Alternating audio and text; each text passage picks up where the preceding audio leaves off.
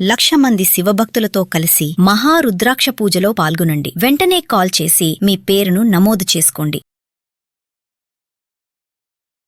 నమస్తే డాక్టర్ గారు. హలో అండి.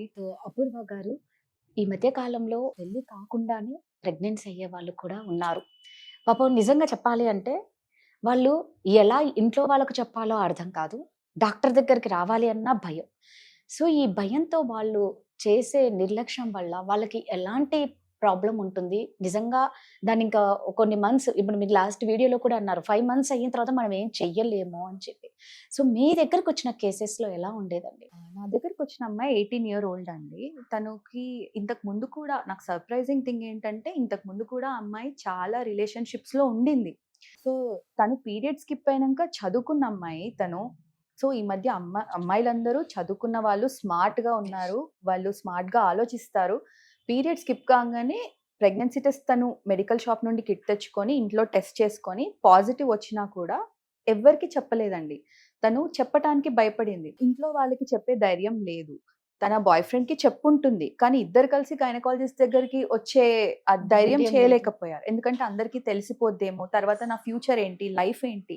కానీ బేసిక్‌గా వాళ్ళకి ఇలాంటి ఆలోచన రాకుండా ఉండటానికి వాళ్ళు ఈ మధ్య చాలా వాటితో ఇన్‌ఫ్లూయెన్స్ అయిపోతున్నారండి. సోషల్ మీడియా కానీ, మల్టిపుల్ రిలేషన్స్ కానీ, లేదంటే ల్యాక్ ఆఫ్ సెక్స్ ఎడ్యుకేషన్. ఈ సెక్స్ ఎడ్యుకేషన్ అన్నది వాళ్ళు చాలా చిన్నగున్నప్పటి నుండే, అంటే 6 ఇయర్స్ ఓల్డ్ నుండే సెక్స్ ఎడ్యుకేట్ చేయమని చెప్తున్నారు.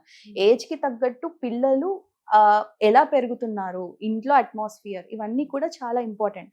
సో, తను నా దగ్గరకొచ్చినప్పుడు, మేడం నేను 3 మంత్స్ బ్యాకే యూపీటీ ప్రెగ్నెన్సీ నాకు పాజిటివ్ వచ్చింది. కానీ నేను మీ దగ్గర రావటానికి నాకు భయమేసింది. మా పేరెంట్స్‌కి ఏమనుకుంటారు? ఇప్పుడు కూడా మీరు అంటే అందరికీ చెప్పేస్తారా? తర్వాత నా లైఫ్ అంతా స్పాయిల్ అయిపోతది అని చెప్తారు.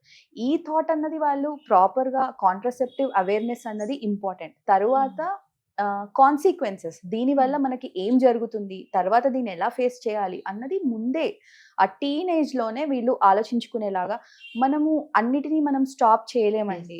మనము ఇన్‌ఫ్లూయెన్స్ అన్నది పిల్లల్లో అది టీవీ నుండి వస్తుందా? లేదంటే పక్కన కూర్చున్న ఫ్రెండ్స్ నుండి వాళ్ళు ఇన్‌ఫ్లూయెన్స్ అవుతున్నారా? దీన్ని మనం స్టాప్ చేయలేము. మన చేతిలో ఉన్నది వాళ్ళని ప్రాపర్‌గా సెక్స్ ఎడ్యుకేట్ చేయడం, వాళ్ళకి కాంట్రాసెప్టివ్ అవేర్‌నెస్ అన్నది పెంచటం, ఆర్ కాన్సిక్వెన్సెస్ అన్నది వాళ్ళకి అర్థం చేపియడం.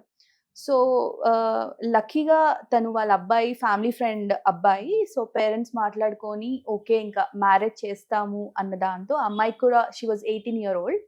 సో, 18 ఇయర్స్ క్రాస్ అయ్యాయి. But she was 5 months pregnant. But డాక్టర్స్‌గా we are not here to judge అండి. గైనకాలజిస్ట్ అన్నప్పుడు we never judge patient or ఎవరిని కూడా we are not here to judge. We are just here to help you.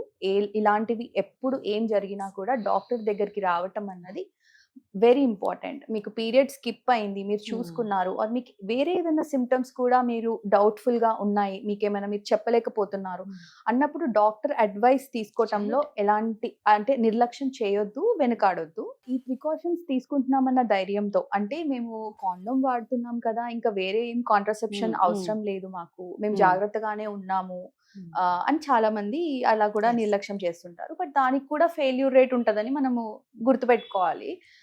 మిగతా contraceptive methods కంటే in fact అది కాండోమ్‌కి ఇంకా కొంచెం ఎక్కువ ఫెయిల్యూర్ రేటే ఉంటుంది. అది కూడా వాళ్ళు దృష్టిలో ఉంచుకోవాలి. వేరే అది కాక మీరు డాక్టర్ దగ్గరకొచ్చి ముందుగానే మీరు ఏ కాంట్రాసెప్షన్ వాడాలో కూడా మీరు క్లియర్‌గా డిస్కస్ కూడా చేయొచ్చు. అంటే నాకు ఏం సూట్ అవుతది, అంటే మీరు ఎంత ఫ్రీక్వెంట్‌గా మీరు ఇంటర్‌కోర్స్‌లో పార్టిసిపేట్ చేస్తున్నారు, దాన్ని బట్టి కూడా మీకు కాంట్రాసెప్టివ్ ఆప్షన్స్ అన్నది మేము చెప్పగలుగుతాము. అలా మీరు అడ్వైస్ చేసినా కూడా ఇలాంటి కాన్సిక్వెన్సెస్ రాకుండా మీరు ముందుగానే జాగ్రత్త పడొచ్చు. మీరన్నట్లు డాక్టర్ దగ్గరికి రావాలి అంటేనే ఫస్ట్ ఆఫ్ ఆల్ నిజంగా భయమేస్తది. ఇలా చేసే వాళ్ళకి. అంటే మేము తప్పు చేస్తున్నాం కదా, ఇది ఎక్కడ తెలిసిపోతుందో అన్న భయంతోనే మీ దగ్గరికి రారు, ఇంట్లో చెప్పుకోరు. సో, మీరన్నారు మేము అడ్వైస్ చేస్తాము అని. అంటే అంటే దీన్ని ఒక రకంగా చూడాలి అంటే జాగ్రత్త పడనీకే అడ్వైస్ చేస్తారు. ఏదో ఎంకరేజ్ చెయ్యాలని కాదు కదా. కాదు అండి. మనం చెప్పాను కదండి, మనం ఎంత చేసినా కొన్నిటిని మనం స్టాప్ చేయలేము. చేయలేము. Yes, ఖచ్చితంగా. చాలా మంది పేరెంట్స్‌కి పిల్లలు అలా ఇన్‌ఫ్లూయెన్స్ అవుతున్నారు అని కూడా మనకు తెలియకుండా ఉంటారు. Yes. పేరెంట్స్ అవగాహన లేకుండా ఉంటారు. బికాజ్ వాళ్ళు అన్ని పేరెంట్స్‌తో షేర్ చేసుకోకపోవచ్చు. సో వాళ్ళు ఒక పర్టికులర్ దీని వల్ల ఇన్ఫ్లుయెన్స్ అయ్యారు, ఒక మూవీ వల్ల ఇన్ఫ్లుయెన్స్ అయ్యారు అన్నది మనం చెప్పలేము. సో పిల్లలు టీనేజర్స్ కూడా ముందుకొచ్చి పేరెంట్స్తో చెప్పడం అన్నది ఇంపార్టెంట్. లేదు మీరు పేరెంట్స్తో చెప్పడానికి ఏమైనా హెసిటేట్ చేసినా కూడా ఒక డాక్టర్ని కలిసి చెప్పడం కూడా అంటే సేఫ్ ఆప్షన్. వాళ్ళు ఆప్షన్స్ డిస్కస్ చేయొచ్చు. మరి మీకు అంటే డాక్టర్ ఎప్పుడు కూడా మీరు ఇది చేయాలి, మీరు చేయొద్దు అని వి డోంట్ జడ్జ్ అండి. సో మీరు చేసేదాన్ని బట్టి ఇలా చేస్తే మీరు బెటర్, ఈ కాన్సిక్వెన్సెస్ రాకుండా ఉంటాయి అని చెప్పగలుగుతాం కాబట్టి that's a better option. So నిజంగా అండి ఈ డాక్టర్ని కంపల్సరీ అంటున్నారు కదా మేము అడ్వైస్ ఇస్తాము అని చెప్పి, బట్ మనం భయపడి అదే అంటారు చూడండి, కక్కొచ్చినా కళ్యాణం వచ్చినా ఆగదు అంటారు. ఎంత భయంతో దాచినా దాన్ని ఏం చేయలేం కదా, హైట్ చెయ్యలేము. సో మనసు పెరిగే కొద్దీ రిస్క్ ఎక్కువ.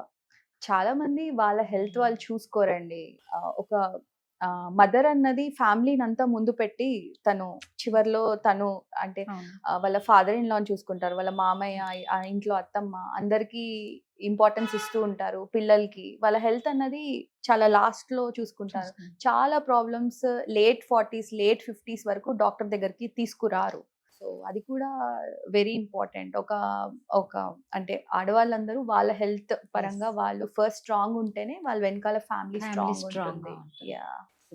థ్యాంక్ యూ అండి. థ్యాంక్ యూ అండి.